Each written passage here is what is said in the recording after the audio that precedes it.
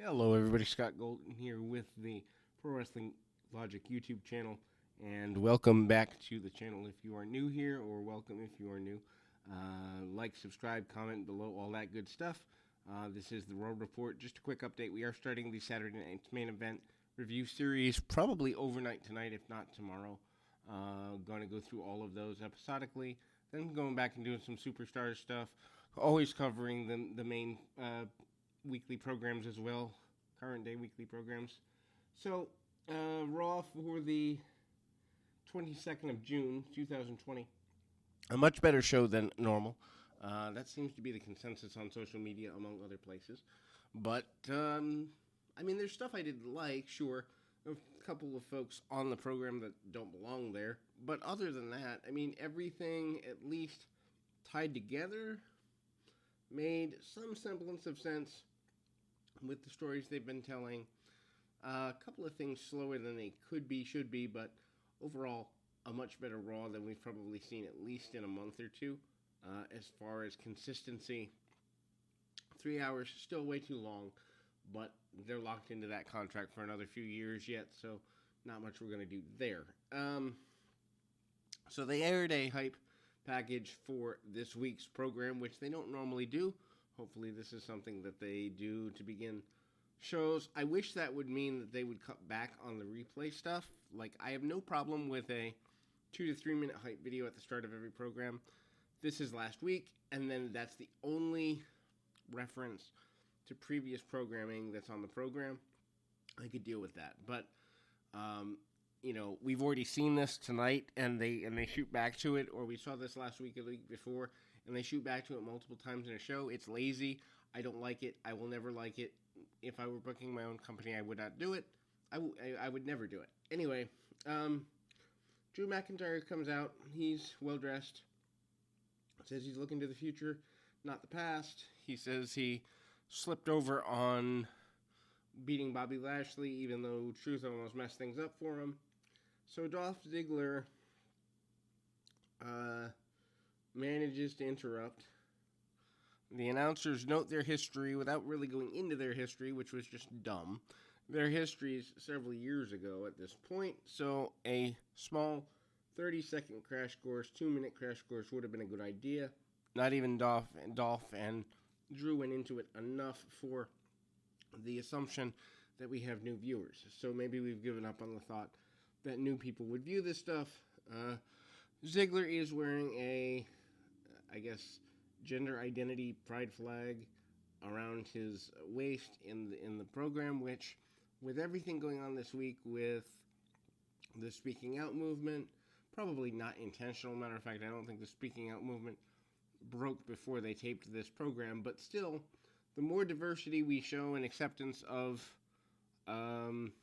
women and people with gender and sexuality differences and all of that, the better. I think now is the time for wrestling to step up and show diversity more than ever. And if they don't, they'll get slammed for it, regardless of promotion. Anyway, Ziggler says that AJ Styles was traded to SmackDown and that Robert Roode and himself were traded here. So, 1 AJ equals 2 mid-carders. Okay. Interesting exchange rate.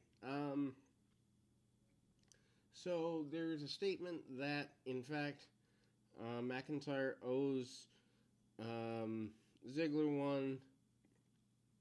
McIntyre was let go years ago and would have been finished if not for him. We aren't told how. Ziggler credited himself with getting McIntyre his job back and including him winning the championship. Again, we're not told how. Ziggler knows that he needs an opponent for Extreme Rules. How does he know the contract status of the champion? So, McIntyre thanks him for telling an interesting tale and says that his lack of success is due to him basically being lazy, and McIntyre and Ziggler will eventually be going at it at Extreme Rules, as McIntyre does accept the challenge, but he calls Ziggler very entitled, which does fit with Ziggler's gimmick over the years, so that works. McIntyre warned him how far he'd go to defend the title. This is taken very nonchalantly by Ziggler. So Nia Jax comes out, grabs a chair from the announcer's table, walks to the ring, sits in the middle, sits there through a commercial break, and says she's complaining about Charlotte being handed a title match for saying woo.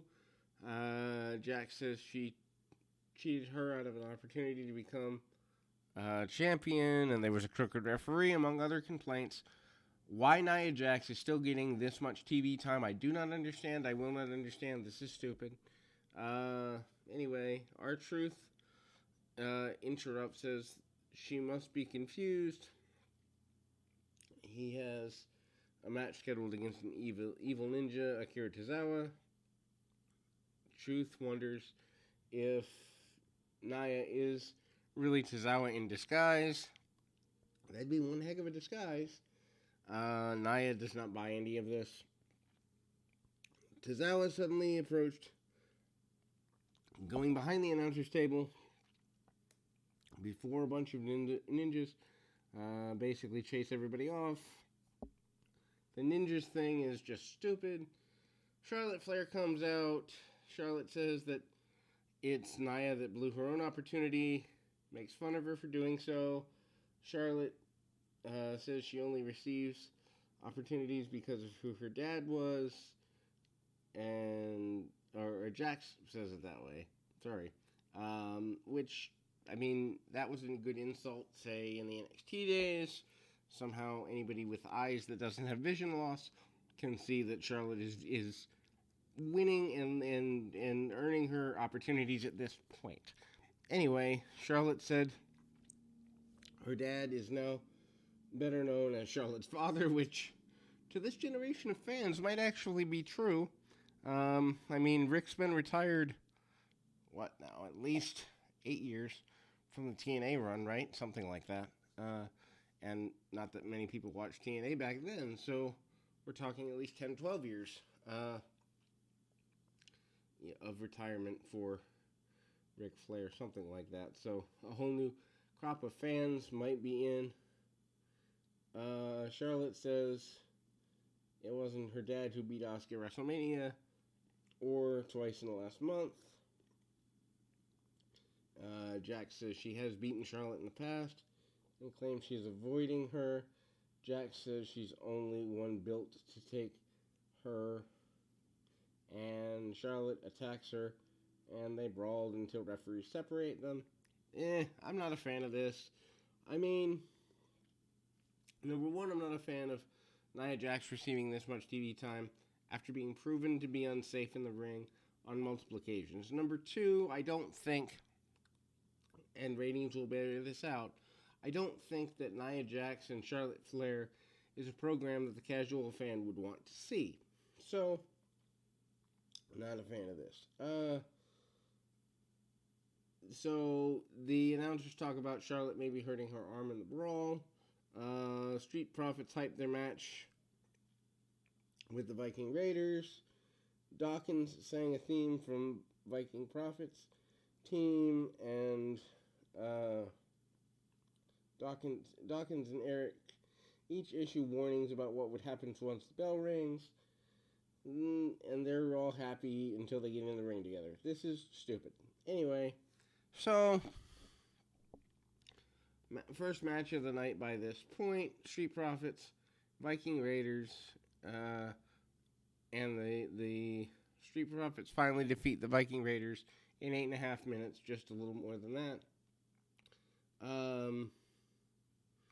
Eric catches one of the Street Profits and power bombs him into his own partner. This is right before the commercial breaks. Dawkins comes running in, does a bunch of stuff. Profits gave Eric the Viking experience. There's a bunch of dodging moves, cartwheels and flips and dives and all this stuff. Eric power bombs both Profits at once. Dawkins comes back with a spine buster on Ivar and a spear on Eric. Ford follows up with a queen with a top rope frog splash and a clean win for the victory. Surprised at this, actually. I assume that means the end of the feud. The Raiders and Profits hug after the match, which is just. I am mad enough at you to fight you. I am fighting you for a championship, and when it is over, we will hug each other? No, not something that's gone on this long. Anyway, this leads to an attack by Andrade and Angel Garza. Viking Raiders come back and help their friends. The match was okay, I guess. I mean, it wasn't like right home and 6 weeks, 8 weeks of build, whatever they gave it with all the silly skits, did not result in this being, can't miss television. Murphy and Austin Theory approached Seth Rollins backstage. They told him they had a message, or he told them that he's got a message for Rey Mysterio later on. Post-break, Rollins speaks to the camera. He said that the roles we're destined for are beyond our control. That means we have no free will. Interesting thought. He said he didn't choose to be the Messiah, and Mysterio didn't choose to be the sacrifice. Actually, no, all the writers chose all that stuff, and they chose badly. He accepted his role. Mysterio was defiant in accepting his. This leads to his own suffering. He says he doesn't respect Mysterio for involving his son in this whole mess, and whatever becomes of them, it will be Mysterio's fault, and legends will never die, but they can outlive their welcome. So, I don't know what the payoff is to the Seth Rollins messianic narcissistic character. I do not know. Also, I do not care. At this point, I am bored. At this point, I am... And I actually... Well, I'll get to it in the main event. But I had a thought that would have spiced up the story a bit. But they didn't do it. And what they did do was just waste an end segment on a show that needs a hook to get people to tune in week by week. And it was just useless. Anyway, so Charlotte leaves the trainer's room. Charlie asked her if she has any second thoughts about facing Asuka. Charlotte said this wasn't ballet. Interesting memo to get this late in your career anyway. And her arm would feel fine holding up the championship. That was a good line. Charlie sees Selena Vega, Garza, and Andrade nearby. And she asks about their attack. Garza said when you want something, you have to take risks, like when you see a beautiful woman. And Vega pulls him away from this. And so basically, Andrade said they're going to take the tag titles at some point. We enter the second hour with this. Now, my idea for a unique storyline is Charlie Caruso should eventually become so enamored with Garza that she makes the move on him, right? We've all seen the tension, where the guy finally gives in and kisses the girl. Well, what happens if we flip the script on that, we move into 2020 instead of 1970, and we let the woman make the move? I think that would be a progressive storyline. I think it would get some people to go, hey, they're doing something different. And at this point, especially this many months into the pandemic, different is good. Anyhow, Asuka faces Charlotte, and they go just under 12 minutes. Asuka's out first. She misses a dropkick to the outside early on. This gives Charlotte an advantage. Charlotte then takes over after a break. Asuka hits a German suplex, followed by strikes to the arm, which is smart because Charlotte's arm got injured in the brawl earlier. Asuka hits a kick to the back of the head, and Charlotte came back with a big boot. This is kind of anticlimactic with limited selling. Asuka tosses Charlotte shoulder first into the turnbuckle. Again, there's something about Japanese trained women whom understand psychology. Not better than American women, but I think it's easier for them to apply. Anyway, after that, we see an attempted armbar. Charlotte gets to the rope. Charlotte hits a modified spear, doesn't get all of it. Asuka gets a rope break off this, and there's a near fall off the figure four. Charlotte counters into a triangle choke, into a powerbomb, but Asuka held on and applied the Asuka lock. Charlotte amazingly taps out, and Asuka retains the championship. So, I mean, this was a good match for what it was. I'm surprised by Asuka winning so decisively. Caruso asks Nia Jax about the match. Nia basically says it'd be a shame if somebody took on the Queen when she was down. Mark Henry's going to be on the Steve Austin show coming up on the network. I believe that debuts this coming weekend, which could be fun. Mark is always well-spoken. He's doing some radio work now, so that should be a good time. Edge is in the ring with the lights off and cuts an amazing promo. Edge basically says the following. He says he thinks he could prove to be a better wrestler. Edge admits to tearing his tricep but kept fighting. Orton claimed that he let Edge keep fighting. Easy for me to say. But that was BS, and they bleeped it. Edge was about to apply the antivenom, and Orton hits the low blow. Edge basically says he wishes he'd thought of the low blow early, and that would have been better for him. Orton's calling himself the greatest wrestler in the world, and Edge tells him to merchandise that, put it anywhere he can, and mentions putting it on a canned ham, mug, and everything else. Whereas Orton is impressed with this. Edge says he expects this of himself, and Edge noted that he could not pick up his daughters on Father's Day, thanks to the surgery he just had. And obviously he's angry about what happened to Christian last week. Christian's been in his life for, I think he said 36 years, and been with him through everything. Edge said that he's had a side of him woken up, and he will sink it to any level to get what he wants. He'll step on anyone's back to get to the top. Edge didn't want to win a wrestling match. He wanted to embarrass Orton at this point. Edge wants Orton to wish that Cowboy Bob was firing blanks the night he was conceived. That was like the line of the promo right there. He wants Orton's kids to wonder about whether their father was okay, and his wife to be afraid to look him in the eye, and he threatens to infect every aspect of his life. And Edge says that Orton has no idea what he's done. You woke up the evil, you woke up the rated R superstar. Get some sleep while you can.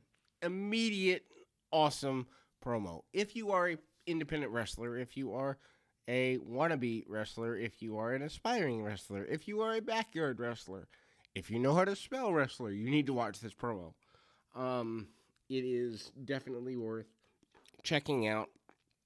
Orton's work later in the night, also same, but we'll get there in a minute. They cut to Orton, who's interviewed by Caruso. He says if you mess with a snake, the snake will strike. It'll do so blindly and wildly.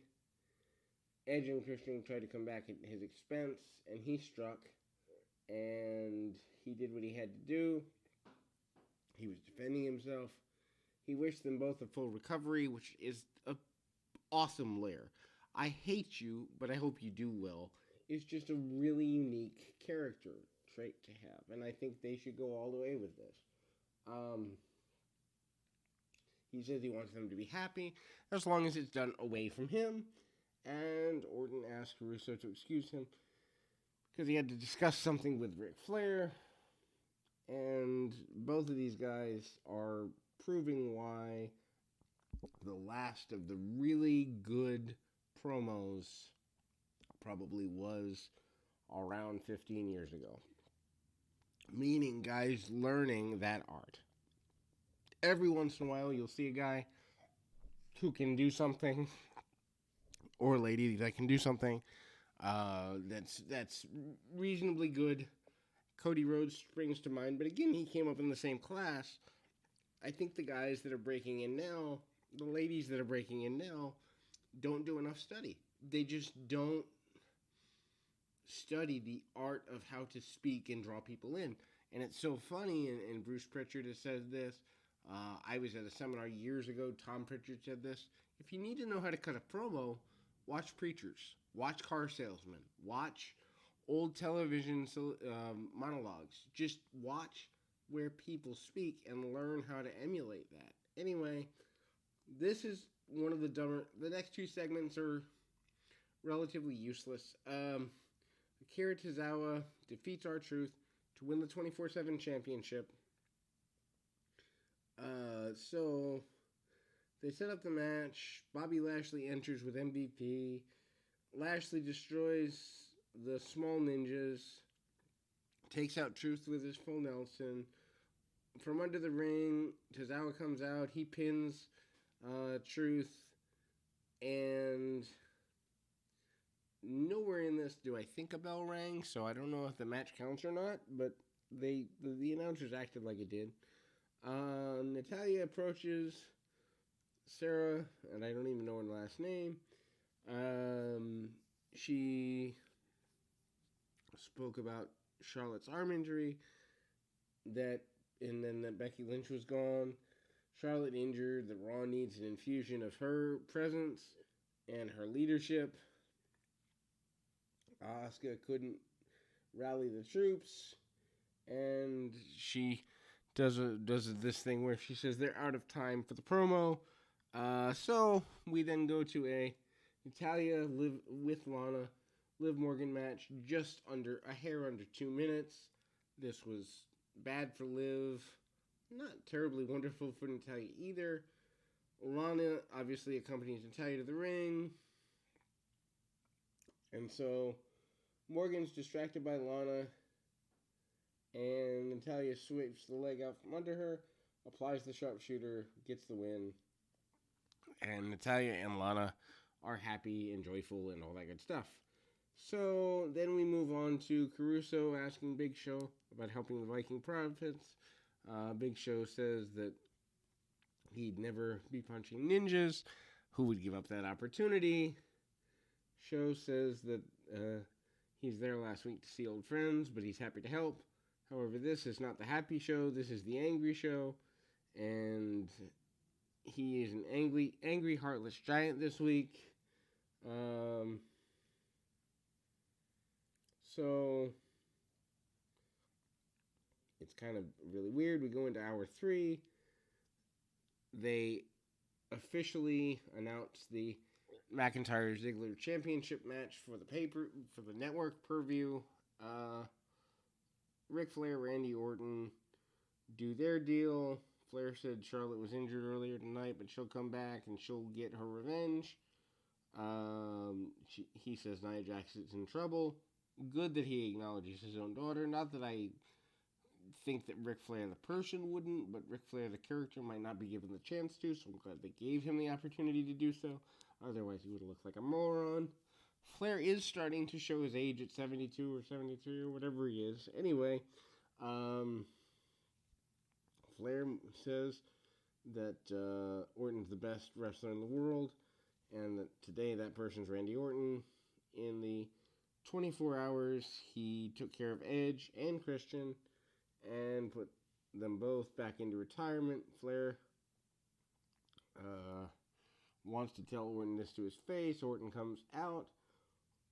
Flair calls Orton the greatest performer. Ugh. Hate the words. This is not Cirque du Soleil. This is pro wrestling. Call him a wrestler. Call him an athlete. Call him a competitor. Do not call him a performer. Do not call him an entertainer. We are not on a vaudeville show. Pet peeve of mine. Just huge pet peeve of mine. Anyway,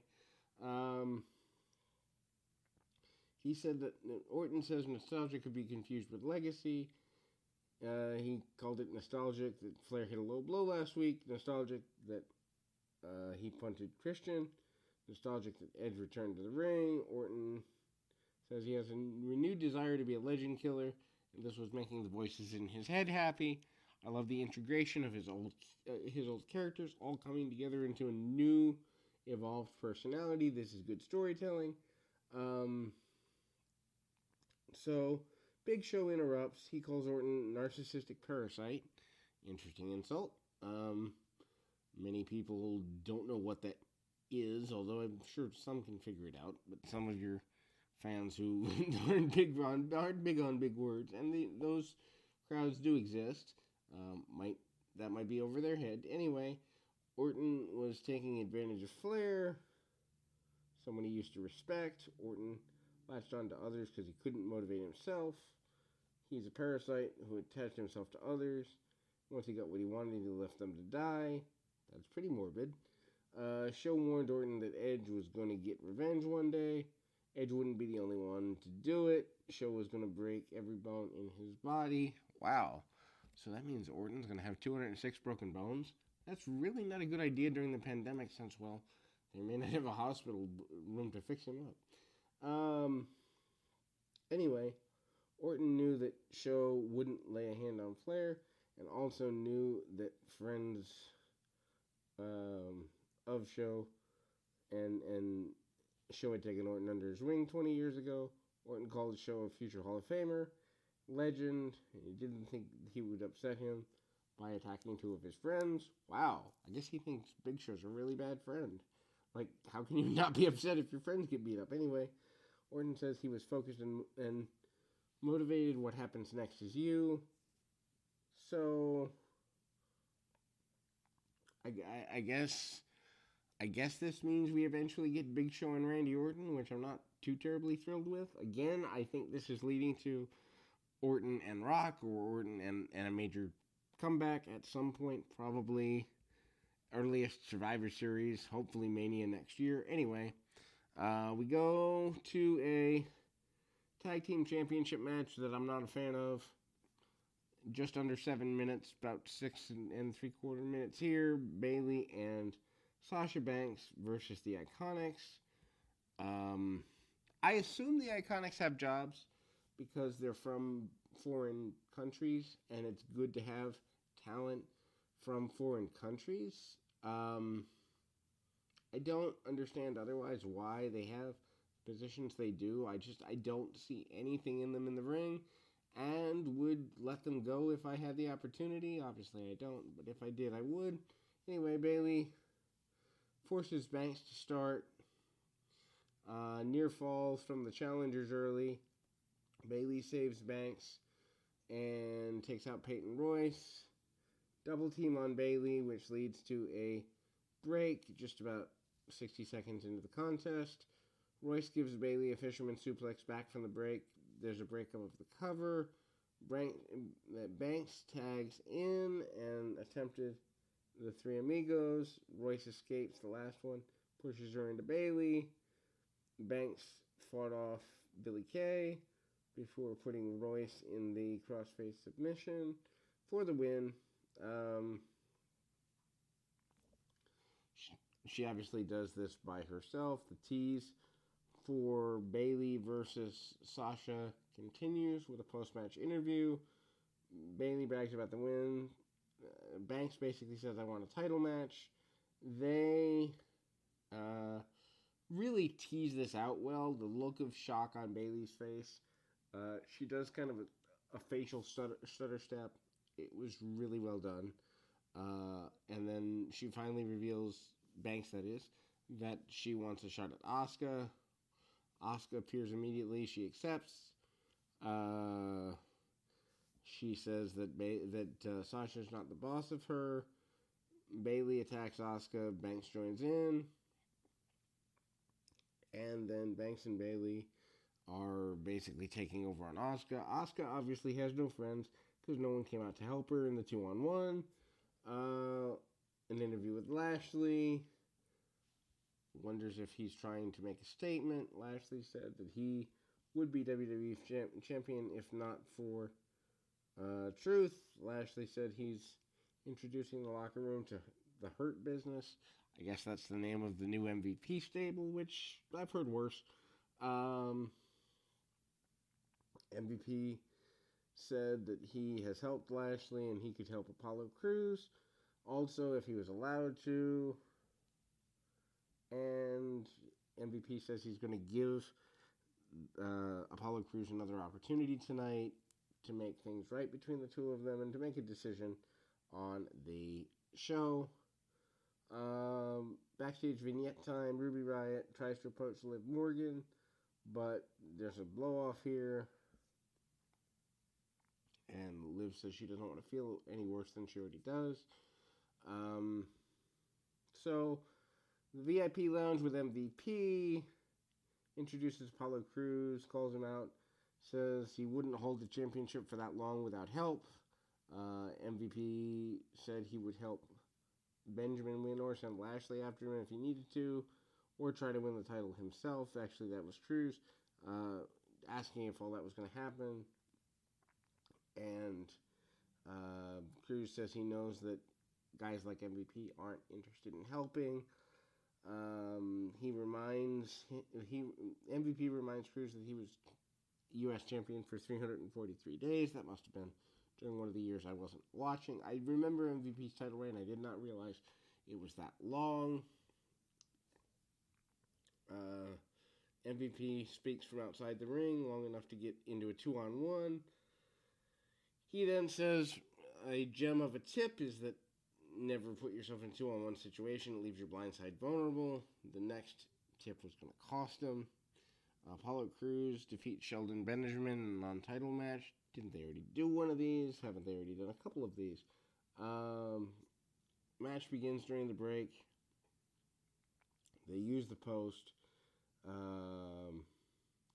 Benjamin hits an enziguri, and Crews tries a standing moonsault. Benjamin caught him with an armbar, and then they go outside the ring. And then once they're back in, Crews follows up with an enziguri of his own, sit out powerbomb for the win. MVP tries to pose with Crews post-match. Lashley appears and puts Crews in the full Nelson. Yeah. Anyway, we go to a backstage segment. Dominic and Rey Mysterio. They come out with less than 10 minutes left in the program. I really thought they were going to do something cool here and have Dominic turn on his father. I figured that Dominic turning on his father and siding with Seth would be a story that at least would get people talking. And you could do so many things with it. Dad, you were never home for me. Dad, you were never there for me. Dad, you don't treat me like a man. This is not what they did. Ray said it was terrifying not to be able to get a hold of his son last week.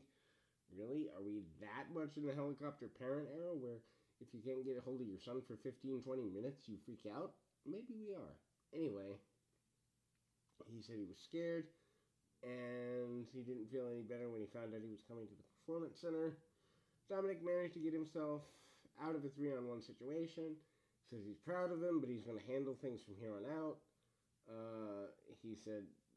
Ray said that he worried his mother. Dominic knows the risks. Ray's angry about what Rollins did to him. Ray says Dominic may be bigger than him, but he's still his old man. And then Dominic will always be his child. Oh, that's an endearing thing when you've got a son that's like, I don't know, 6 inches, 8 inches taller than you. I don't know how tall he is, but certainly much taller than Ray. Anyway, Ray's going to fight for Dominic, he says. And Dominic says he's not going anywhere. Rollins comes out. He's on the stage. He contemplates what he should do. He realizes it wasn't up to him, it's up to fate. And he says, 2 eyes are better than 1. Wouldn't that be 4 eyes are better than 2? Anyway, he stops at the bottom of the ramp so Theory and Murphy could join him. Aleister Black and Carrillo come out. They attack from behind. Dominic fends off Murphy. Carrillo takes over Murphy and it takes out Murphy and Theory with a dive. Ray gives Rollins 619. Good guys grab Rollins, drag him to the steps, try and put his eye through the steps like Rollins had done earlier or several weeks back. They head to the back. I don't know. It's just... I don't know. It felt flat. And maybe they'll do the turn at another time. That's probably where they're going. But at the same time, you're in a desperate situation. You're still in the middle of the pandemic. Hot-shotting one angle every month or two is not going to kill your business. At this point, your business is dying anyway. So hot-shotting here might be enough to get people talking. Anyway, that's your Raw review for June 22nd.